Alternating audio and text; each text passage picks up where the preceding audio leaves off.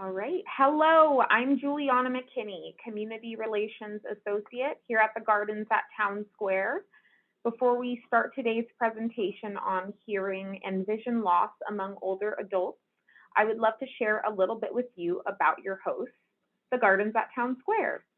The Gardens is conveniently located near downtown Bellevue and just steps away from local favorites like the French Bakery, Shops at the Bravern, and the Bellevue Public Library. We are also just minutes from medical centers like Overlake and Kaiser Permanente.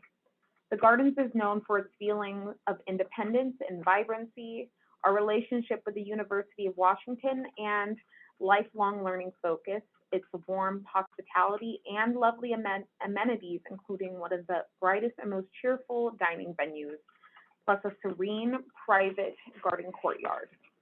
The Gardens features a wide variety of newly renovated apartments, including a studio, one bedroom, two bedroom, and a two-bedroom option.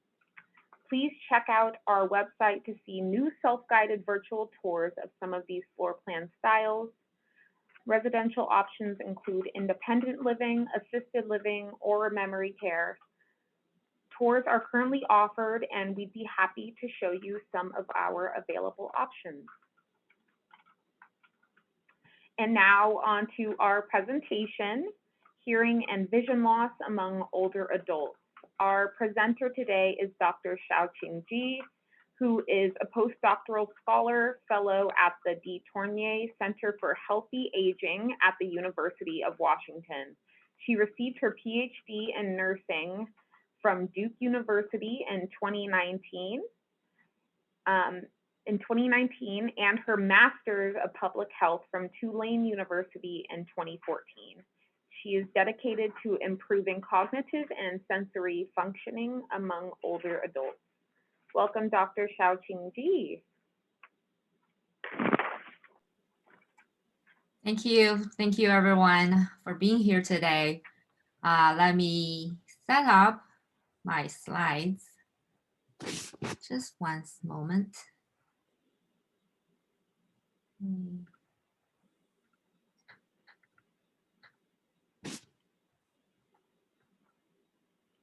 All right. Okay, so thank you all again for being here today. It is really my great pleasure to give you this presentation about hearing and vision loss among older adults. And we will also have a particular focus of talking about the relationship between hearing and vision loss and cognitive decline among older adults. So as have been introduced, my name is Shaoqing Ge, and I am a postdoctoral fellow at University of Washington School of Nursing Seattle campus.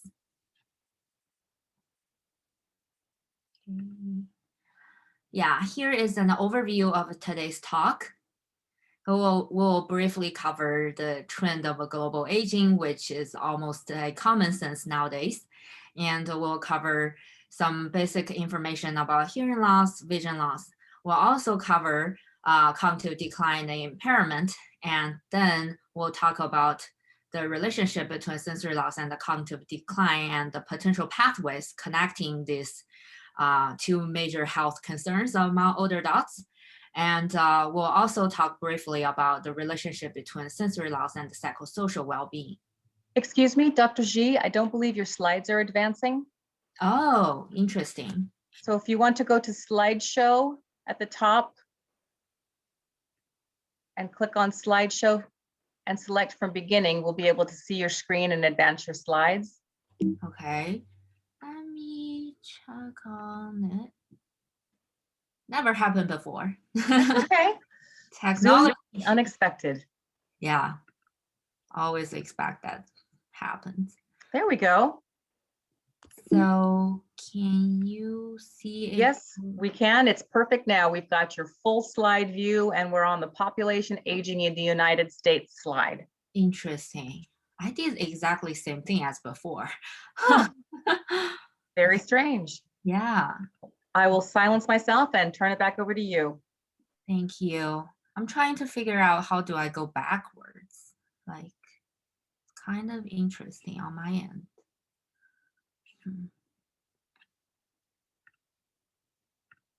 Sorry, everyone. Okay. Do you see the first slide now? Yes, we Yeah, do. it looks good to me. Okay. And now it's forwarding, right? Yes. Okay. Awesome. Thank you. Thank you, everyone, for your patience. Okay. So yeah, I'll continue here. So the aging of the world's population is a growing concern. From the year 2015 to 2050, the number of adults aged 60 and above is projected to double and reach even 2.1 billion, representing more than 17% of the whole world's population. And the United States is no exception to this global aging trend.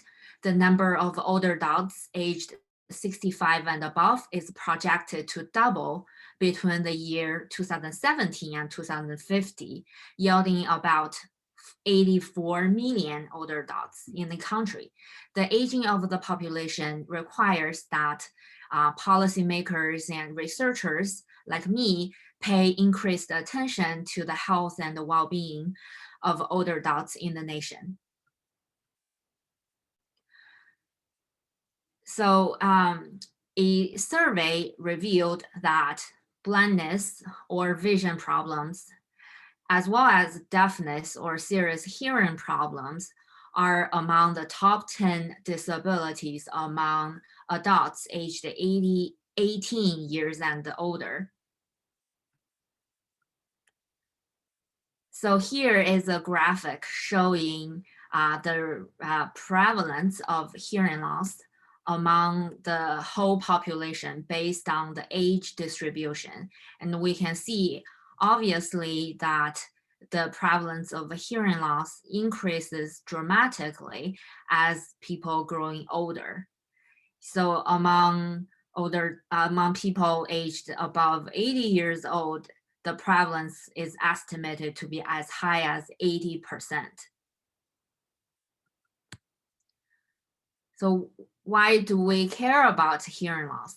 Because it's important, and not just because it's prevalent among older adult population, but it's also because it's been found to be related to so many health conditions, like being displayed here, including falling, even diabetes, or even mortality rate. Recent research has been continuously showing that there is a connection between hearing loss and Alzheimer's and dementia. So it is certainly a attention-drawing health attention-drawing health condition, and continuous effort has been put into to understand hearing loss and its relationship with other health conditions. So the age-related hearing loss, so there are several reasons that contribute to age-related hearing loss. So sometimes the reason is hard to define because most of them are kind of interrelated with each other. So to be specific, as for the definition of age-related hearing loss, it comes on gradually as people gets older, as shown by the name. It seems to run in families and may occur because of changes in the inner ear and auditory nerves. Age-related hearing loss usually occurs in both ears, affecting them equally. The loss is usually very gradual, occurs over the years. So someone with age-related hearing loss may not realize that he or she has lost some of his or her ability to hear. So many factors can contribute to hearing loss as you get older. It can be difficult to distinguish age-related hearing loss from hearing loss that can occur for other reasons. such as long-term exposure to noise. So sometimes we even put the cause as that, like the long-term exposure to noise, as a subcategory of age-related hearing loss. So noise-induced hearing loss is caused by long-term exposure to sounds that are either too loud or too long, usually related to the person's professional background. This kind of noise exposure can damage the sensory hair cells in a person's ear that allow the person to hear. So once these hair cells are damaged, they do not grow back, and the ability to hear is diminished. Other conditions can also contribute to hearing loss over the years, like conditions that are very common in older adults, such as high blood pressure or diabetes. They were found to be able to contribute to hearing loss. Other than that, some medications like some medications can be also toxic to the sensory cells in the ears. For example, some chemotherapy drugs has been found to contribute to the worsening of a hearing. Yeah. So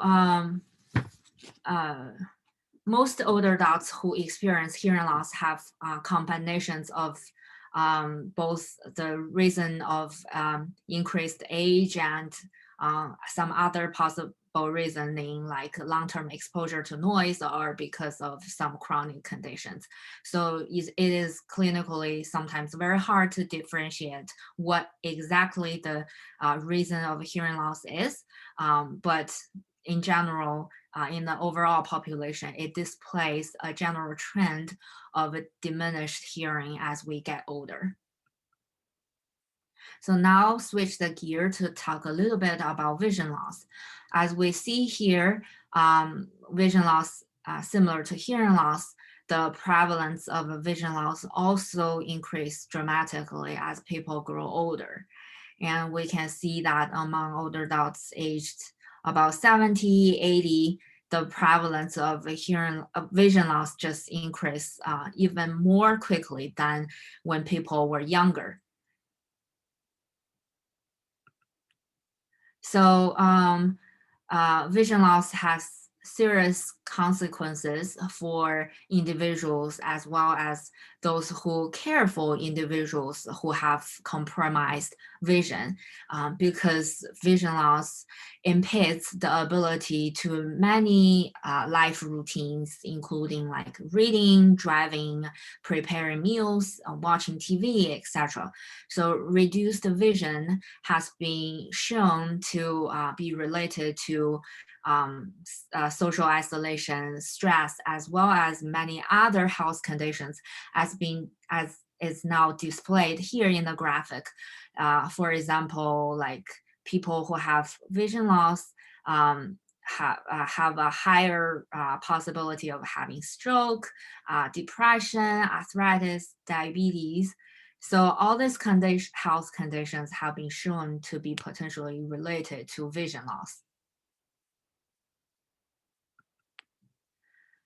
Talking about types of vision loss. It can be generally categorized into two categories: the refractive errors and non-refractive errors. So for refractive errors, like me, I have refractive errors. I have nearsightedness, and there is also farsightedness and other types of refractive errors. If the vision loss is due to non-refractive errors, it's usually because of some conditions which are usually also age-related. For example, macular degeneration, cataract, glaucoma, and diabetic retinopathy.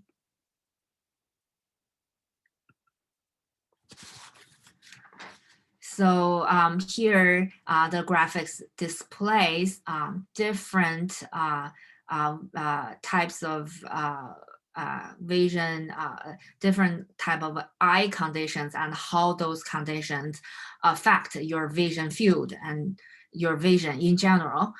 So these are the 4 most commonly seen eye diseases among older adults. And we can see the first one is what's the vision field among people with macular degeneration. And it certainly is like among these different 4 conditions, the vision fields are certainly very different. So this serves as great important evidence for clinicians to diagnose and understand the etiology of the vision loss.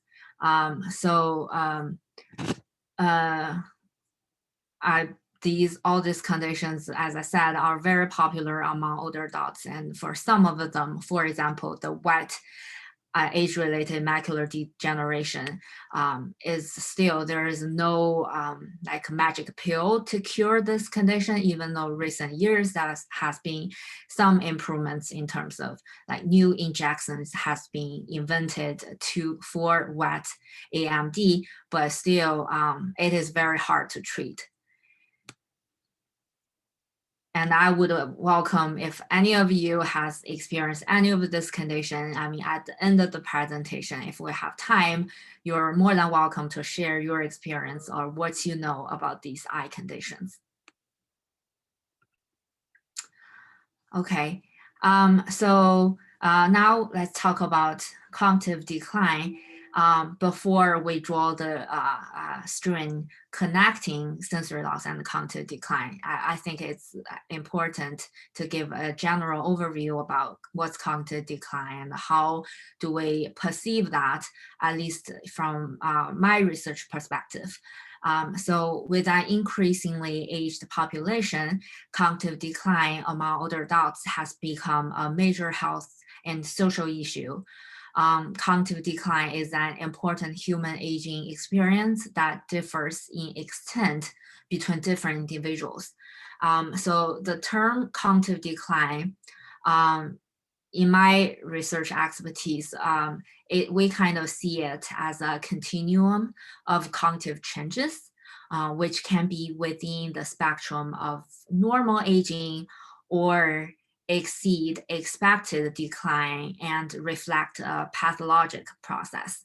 So age-related cognitive decline involves cognitive deterioration in several domains, as shown here on the graphic, including memory, executive function, processing speed, and reasoning. So here on this graphic, we see some display of how cognition changes as people age.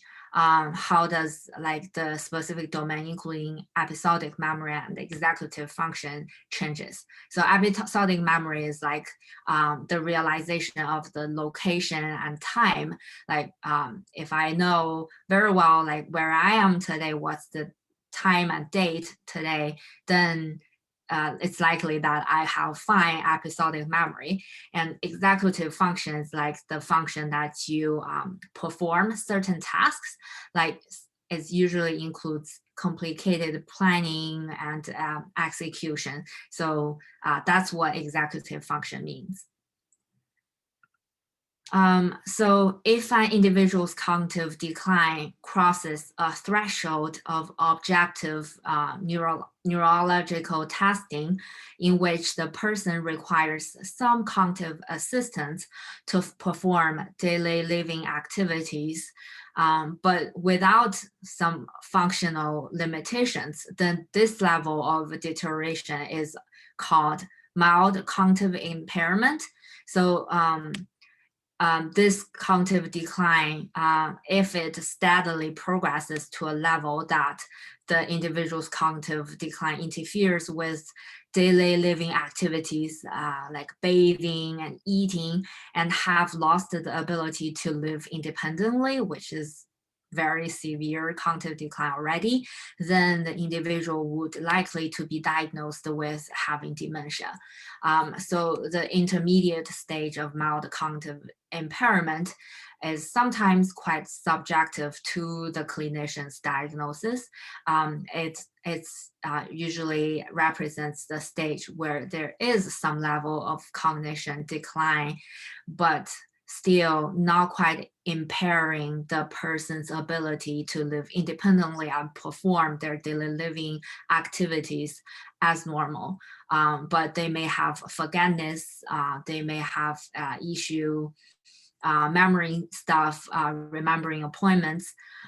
So it is usually quite challenging to diagnose actually in the clinical setting, but we generally have these 3 different stages of cognitive decline.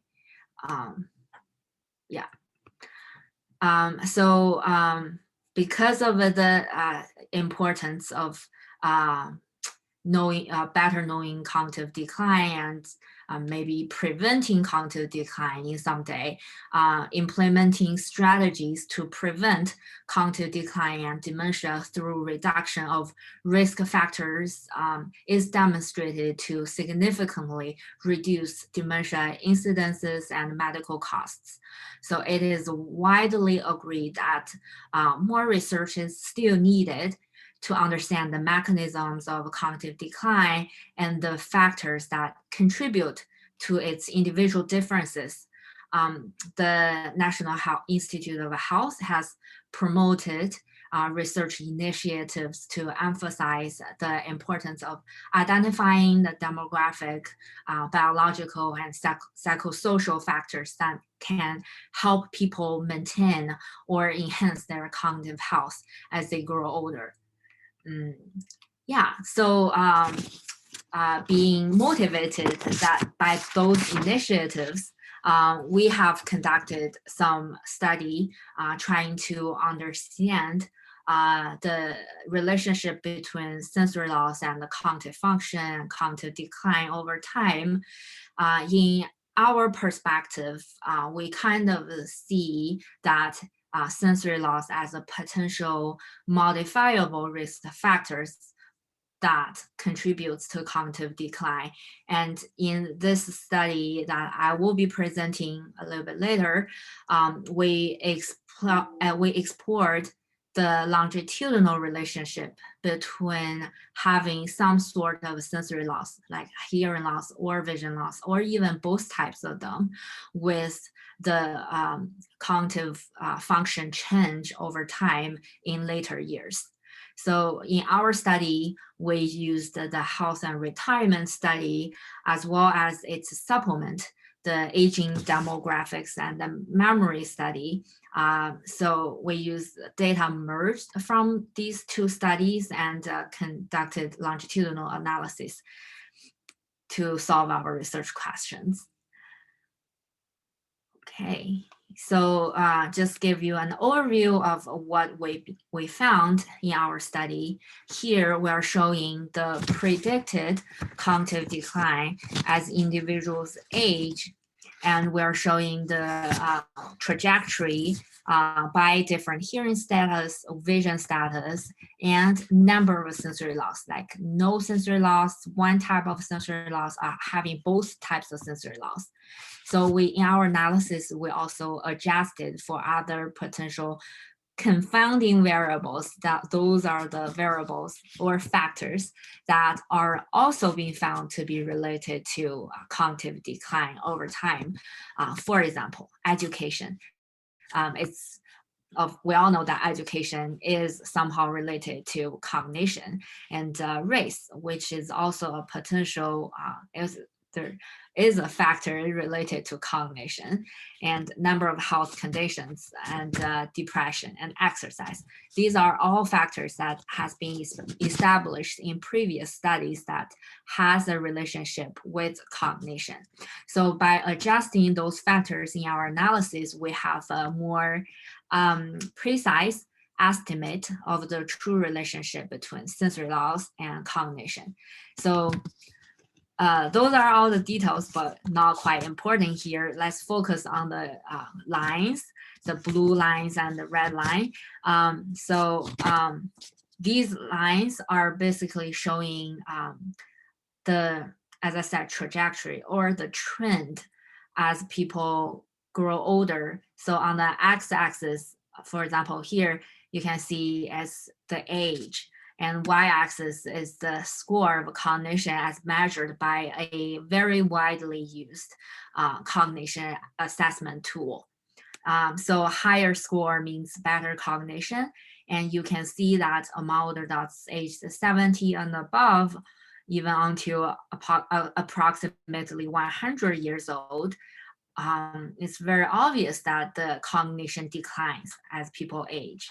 And we see that the red group is those with hearing loss, and the blue group is those without hearing loss. And see, obviously, the red group has a faster rate of a cognition decline than the group that do not have hearing loss. So that corresponds to our hypothesis that, people who have hearing loss tends to have a worsening cognition than their healthy hearing counterparts. So these draw some attention from both researchers and policymakers, to help to have some resources to particularly help those with hearing loss, either to help them fix their hearing by providing more affordable hearing aids, or have them to have a better lifestyle so that, we can potentially prevent future cognition decline among this group of people, or at least prevent the additional amount of cognition decline that could be contributed by hearing loss. So move on to the next graph here. We're showing vision loss, the relationship between vision loss and the cognition. And even we found that for those with vision loss, it's they consistently have lower level of cognition, or I could say worse cognition than those with normal vision. The trend-wise, like if we didn't find that those with vision loss would have a faster rate of cognition decline. We didn't find that, but what we found is that those with vision loss consistently have worse cognition than their healthy vision counterparts. So that's a little bit different from what we found for hearing loss, but still a very interesting finding. For number of sensory losses, so as displayed here, so we have three groups here. The green group is a group with both types of sensory loss, that like those with this group has both hearing and vision loss. The red group is a group with of people having either hearing or vision loss, like one type of a sensory loss. And the blue group is a group of people without any type of sensory loss. As presented here, we see that those with both types of sensory loss have a much faster rate of decline in their cognition. And then those with one type of sensory loss has, intermediate kind of rate of decline. And then those without any type of sensory loss has the best cognition among the three groups. So this one also corresponds to our hypothesis that, like, if people have more type of sensory loss, they are likely to have even worsening cognition as they age. Okay, so those findings are interesting. Yeah, we actually in our in the research field, we didn't expect that. We previously didn't realize, hearing and vision loss could be so detrimental to cognition. We didn't realize, like in a few years ago, we didn't know that the connection is so obvious. Well, and now as we starting to realize those connections, we're trying to figure out what's the mechanism connecting sensory impairments or sensory loss with cognitive decline.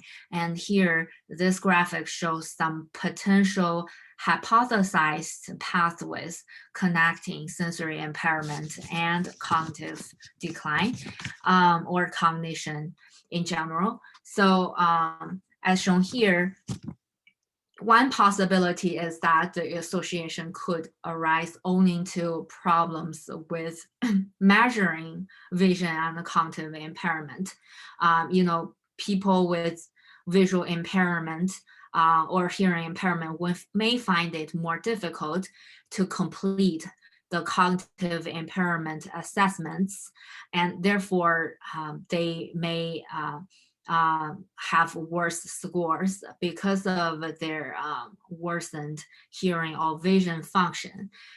This means that people with visual impairments or hearing impairments may be more likely to appear cognitive impaired, but when they are actually not, like their problem may just be their hearing or vision, that they may appear to be slower or have some difficulties in understanding, but their cognition actually are very well.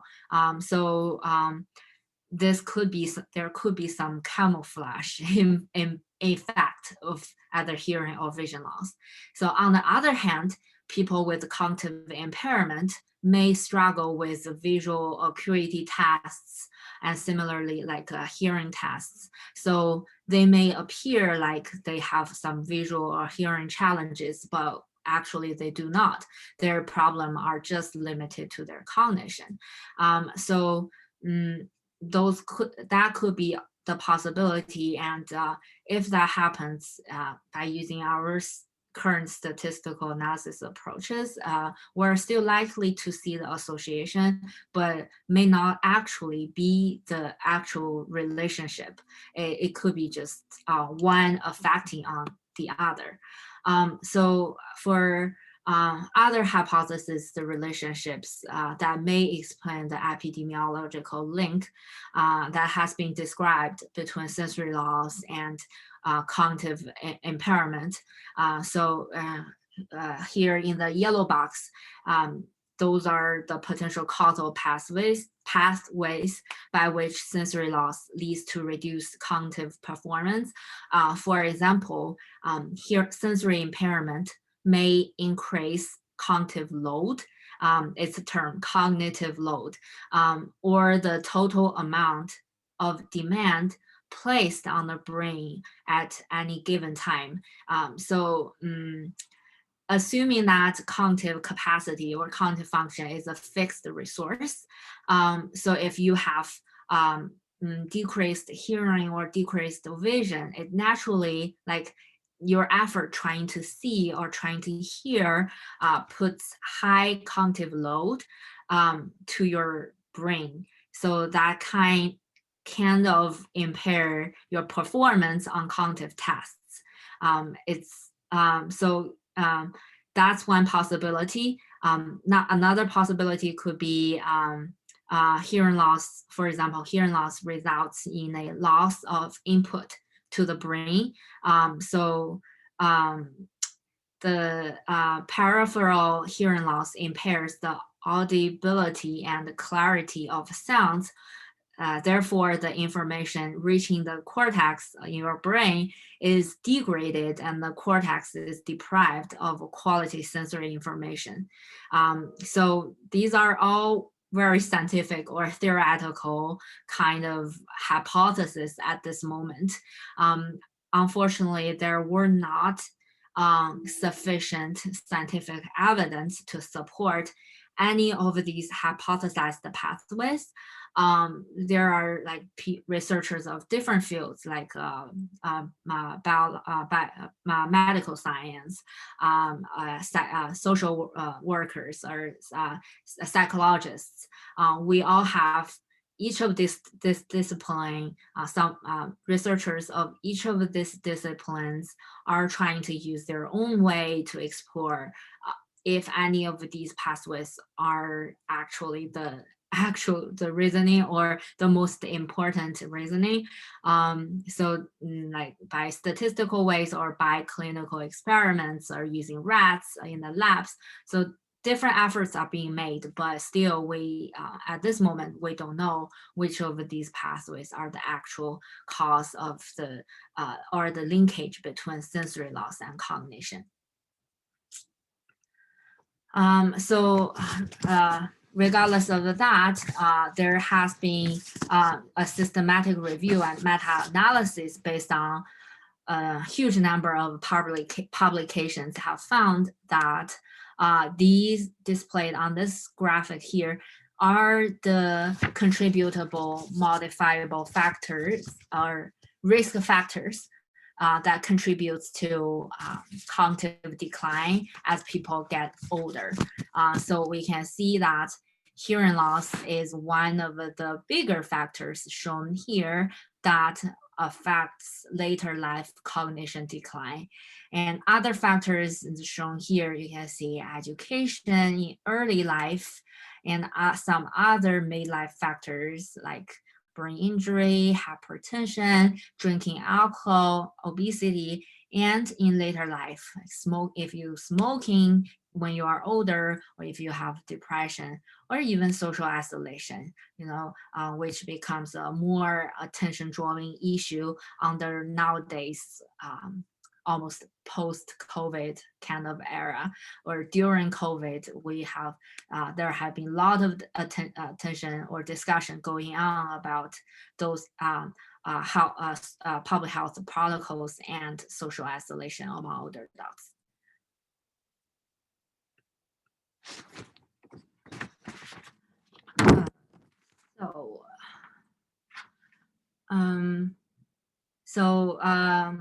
Here, I just want to very briefly talk about psychosocial factors as we've seen in the previous slide, like social isolation is also a potential factor related to cognition. So older adults are facing some potential challenges in terms of related to their psychosocial well-being, like lacking. Could be possible that some older adults be lacking social support or have some challenges in terms, resources like information or financial resources, or subject to social isolation. I don't want to go too far in that regard, but it is certainly part of it's important to a healthy lifestyle, and sometimes some older adults are just lacking sufficient resource to support their healthy psychosocial well-being. We as researchers are consistently trying to look at the impact of a lack of healthy psychosocial well-being among older adults.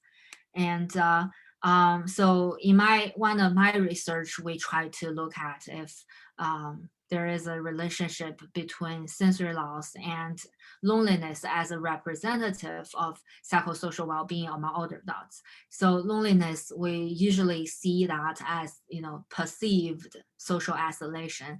It's not like objectively defined social isolation. Is how we call loneliness perceived social isolation, because we measure loneliness based on the person's self-perceived level of social isolation. So it's almost like if they think they are lonely. In our study, we use the same data as the previous study I've just described, and we found that those with vision loss have increased or higher level, or I should say worse loneliness, like they have more severe loneliness, which is not good. And those with hearing loss also we also found them having an increased level of loneliness. It's kind of intuitional to us, right? If you cannot see well or hear well, it may affect your communication with your friends and family members. Certainly there is variation. It's from individual to individual, but based on from a population-based perspective in our study, we see there is this connection between vision or hearing loss and increased level of loneliness. This is certainly has some implications to researchers and policymakers, to focus on this group of people, older adults who are likely to have vision and hearing loss, to care about their psychosocial well-being, so that they can live better in their later life. So this paper is still, we're waiting for the results to be published. It's still under review, but we believe the innovation or the importance of our finding. Okay, so we talked a lot about sensory loss and its relationship with cognition or even dementia, and how do we cope with hearing or vision loss? So just I've listed some general suggestions here, which scientifically we think it would be helpful, but you never know. Some people may find these helpful. Some may have their better strategies that works better for them. So these are just some general suggestions as a food of thought for you.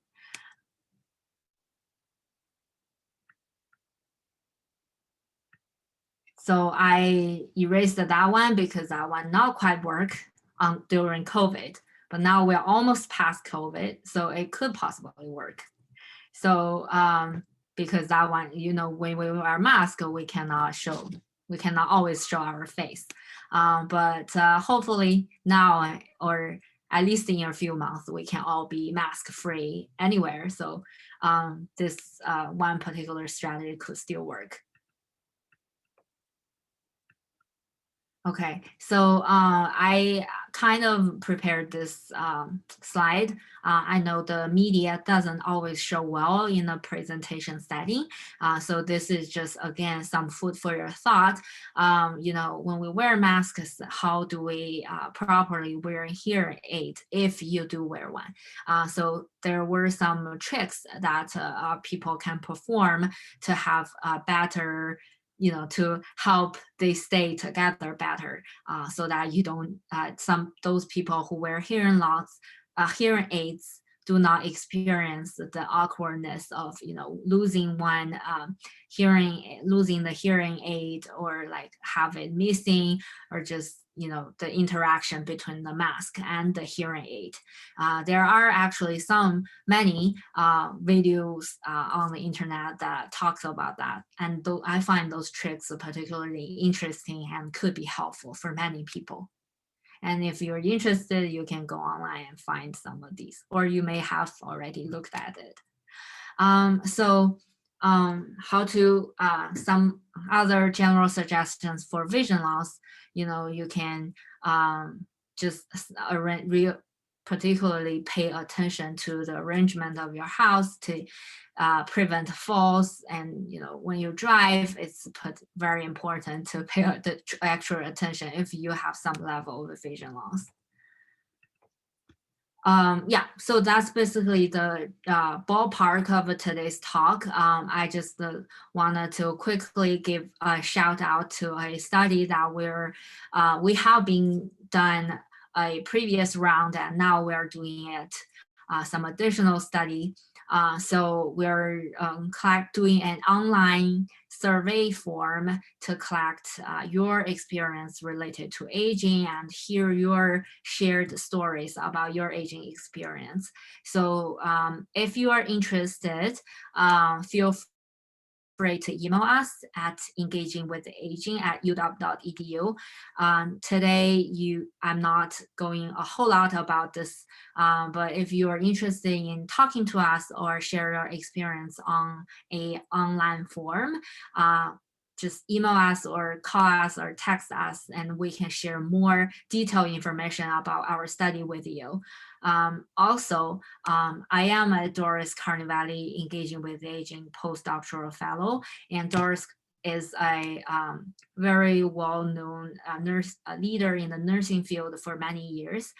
She is 99 years old, and she has this blog where she shares her experience with aging. If you find it could be interesting, you can go to this website to read her stories and see if it connects with your personal experience. So just hopefully this blog can also be a potential resource for you. Based on previous feedback, some people really find it, connected and being helpful to them. So just some potential resource here. That'll be all for my talk today. I want to save quite a bit of time to hear your feedback or your questions. So I hope you find it helpful. So that'll be it. Thank you. All right, thank you, Dr. G. That was a great presentation. Does anybody have any questions? You can feel free to take yourself off of mute if you prefer to ask your questions over the microphone, or you can put your questions in chat. Hi, this is Richard Breslin. I do have a question. So were the test results based on total vision and loss hearing, or was anything taken into account for folks that have glasses or hearing aids? Great question. Sounds like you have some foundational knowledge about this. So yes, for vision, we in that study, in that data collection, they collected visual acuity.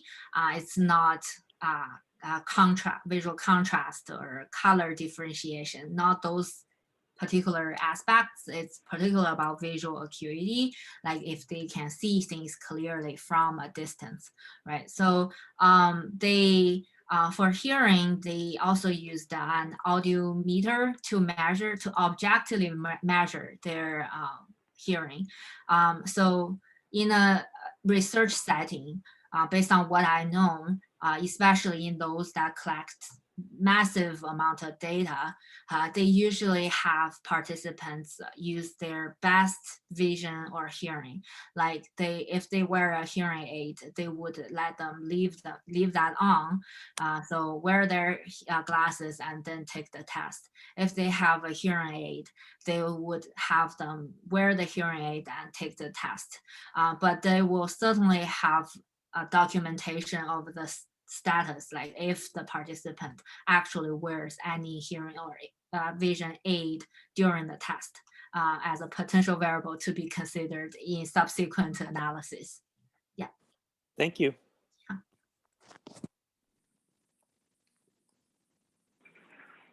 All right, John, it looks like you have a question. You can go ahead and. Yes, I'm very interested in this figure that about 8% hearing loss in midlife contributes about 8% to dementia in the future. Did I understand that correctly, doctor? Yes. I did. And why is that only in midlife? Wouldn't hearing loss throughout life contribute to dementia, and would it be greater in early life, for example, or what? Yeah. Very inspiring question. Great question. I would say that's just based on current evidence, based on previously published literature and what's available out there, that in this systematic review or systematic analysis of a previous literature, they found that midlife hearing loss contributes a bulk chunk of risk to later life cognition decline. That's that being said, it's subject to what's available out there.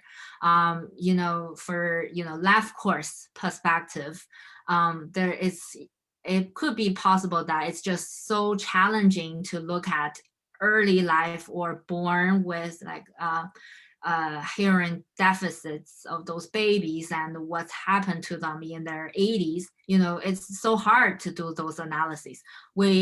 I personally don't know if there are studies like that out there.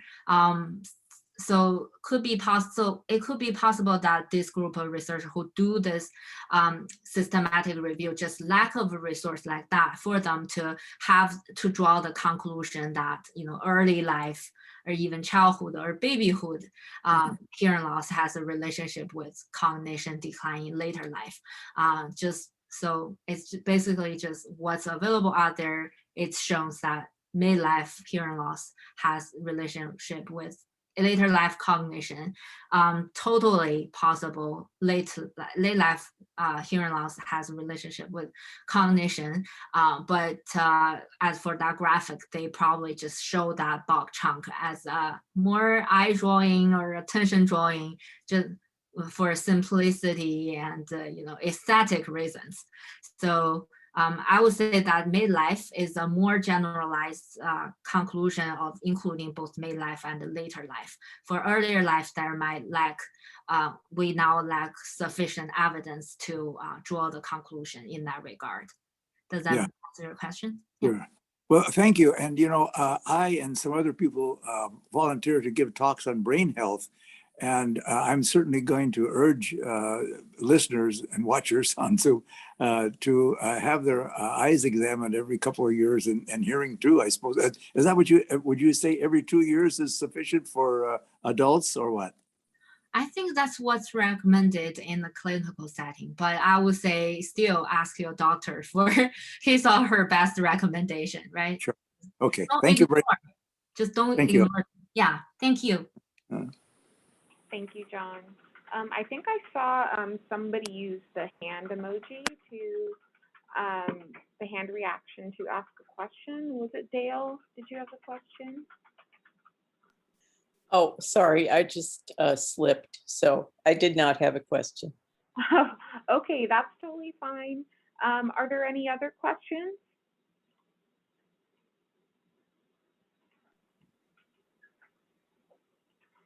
Okay.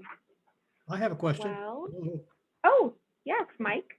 I'm just curious, does having had cataract surgery maybe reduce the lessening of vision over time?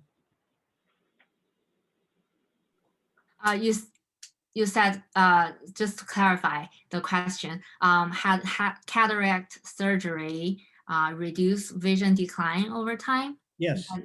Yeah. I would say personally, I'm not sure what's the answer to the question. You know, usually after the cataract surgery, there is immediate increase, like improvement in person's vision, right? But in terms of how cataract surgery affects cognition in later life, there were some studies out there, but I wouldn't say there are sufficient evidence to show that cataract surgery will improve or lessen the risk of faster cognitive decline in later life. Not sufficient evidence, but there are currently a lot of research being done trying to see if, you know, wearing glasses or having a surgery or wearing hearing aid would help with better cognition in later life. So as for your question, I only superficially know that this cataract surgery would usually help older adults, you know, have better quality life by improving their vision. But I don't know a whole lot about, like, you know, I probably don't have the best answer for your question. Yeah. If you still, yeah, I hope I answered your question to some extent. Did I get your question correctly? Well, yes, you did. But well, I used to have very, very poor vision. And over my life, my vision just got worse regularly. I had to keep getting new glasses. And finally, I had cataract surgery about 10 years ago, and nothing has changed. I still have the same vision. It still checks out fine. So I'm just curious.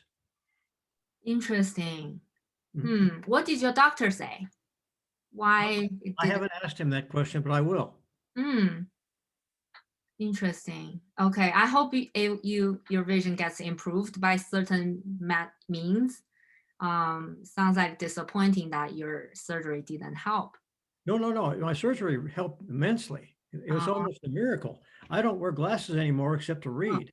Okay, but you So said it's still I'm just saying, declined. since I had the surgery, my eyes haven't gotten worse at all. Oh, Whereas over my life, they regularly got oh, worse. okay. So that Then was that's good. Sorry, I might misheard you somewhere. Yeah, that's okay. Sorry. Sorry. Okay. All right. Thank you, Mike. That was a great question.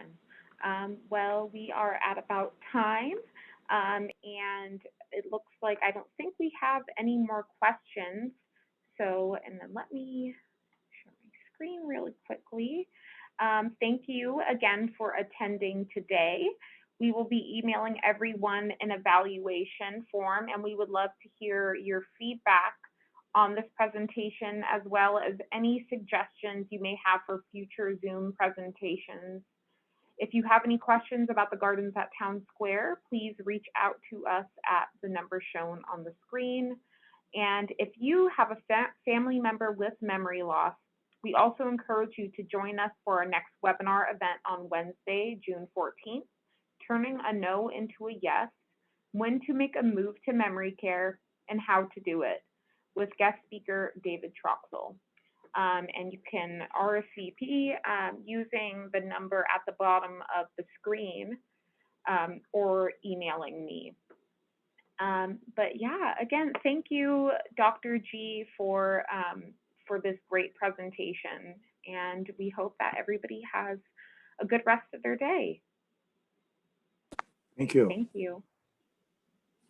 Very good. Yeah. Thank you.